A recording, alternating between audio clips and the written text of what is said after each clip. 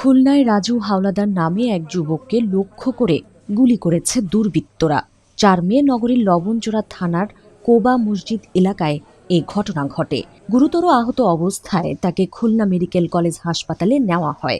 উন্নত চিকিৎসার জন্য সোমবার রাতেই তাকে ঢাকায় পাঠানোর সিদ্ধান্ত নেওয়া হয়।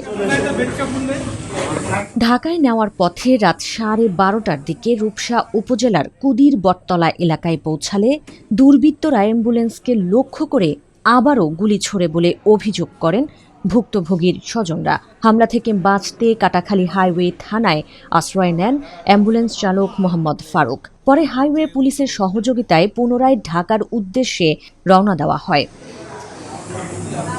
রাজু হাওলাদার লবণজোড়া থানাধীন শিপ ইয়ার্ড এলাকার ইউনুস হাওলাদারের ছেলে। একটি গুলি তার পেটে বিদ্ধ হয়। 2 গ্রুপের অভ্যন্তরীণ দ্বন্দ্বে তাকে গুলি করা হয়েছে বলে জানায় পুলিশ।